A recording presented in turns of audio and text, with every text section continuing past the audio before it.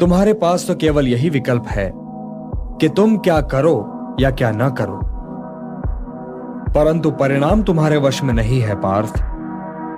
कर्म फल तुम्हारे वश में नहीं है। तुम्हारे अधिकार की सीमा इस विकल्प पर समाप्त हो जाती है कि तुम युद्ध करोगे या नहीं करोगे, किंतु युद्ध का परिणाम तुम्हारे हाथ में नहीं है। यदि तुम विजय चाहो भी तो यह आवश्यक नहीं कि विजय तुम्हारी ही हो जाए, तुम्हारी पराजय भी हो सकती है। किंतु यदि तुम विजय से मोहित नहीं होगे तो पराजय से भी नहीं घबराओगे।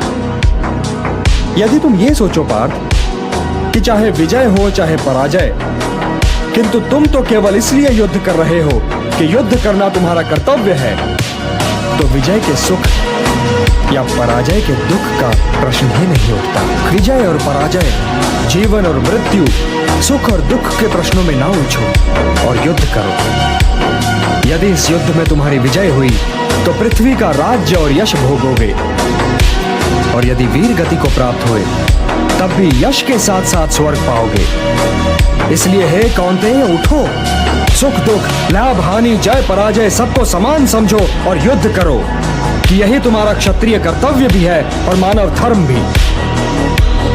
और जो न विजय से सुखी हो और न पराजय से दुखी, वही स्थित प्रज्ञ है, यही कर्मयोग है। तुम सर्वश्रेष्ठ धनुर्धर हो, परंतु यदि तुम्हारा आखेट तनिक भी इधर से उधर हो जाए तो तुम चूक जाओगे।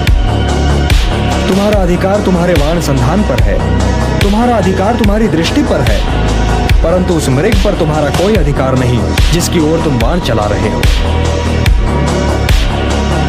हे धनंजय, सत्पुरुष कभी अपने अधिकारों की सीमा का उल्लंघन नहीं करते।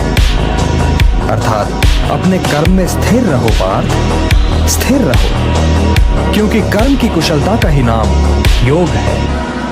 मेरा हाथ तो अब भी गांडीव की ओर नहीं बढ़ रहा है केशव। मेरी समझ में तो अब भी ये नहीं आ रहा है कि इस युद्ध से लाभ क्या होगा। तुम ये निर्णय केवल इसलिए नहीं ले पा रहे हो पार्थ कि तुम इस क्षण को केवल व्यक्तिगत लाभ और व्यक्तिगत हानि के तुला में तोल रहे हो। यही तो मोह का बंधन है पार्थ, यही तो तुम्हारे शोक की जड़ है, और इसीलिए तुम्हारा ये कायर, पलाय और कलंक में डुबोने वाला शोक न तुम्हारे हित में है और न ही समाज के हित में। यह शोक न वर्तमान के लिए शुभ है और न ही भविष्य के लिए।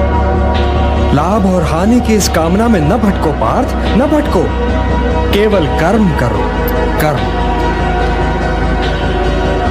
हे पार्थ, सामान्य पुरुष विषय का ध्यान करता है और विषय का ध्यान उसे आसक्त बना देता है। इस आसक्ति या लगाव से काम का जन्म होता है। जब काम की पूर्ति नहीं होती तो क्रोध उत्पन्न होता है। जब क्रोध उत्पन्न होता है तो विषय के प्रति मोह और बढ़ जाता है, और जब मोह और बढ़ जाता है पार्थ, तो सोचने की शक्ति भटक जाती है।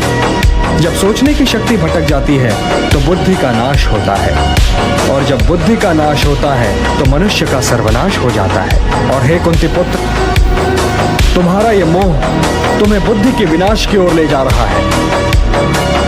तनिक सोचो पार्थ कि जिसके पास बुद्धि ही ना होगी उसे शांति कैसे मिल सकती है।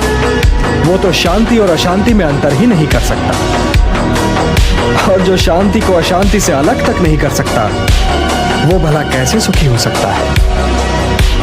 हे पार्थ, जैसे पवन के झोंके नाव को भटका देते हैं, वैसे ही कामनाएं बुद्धि को भटका देती हैं।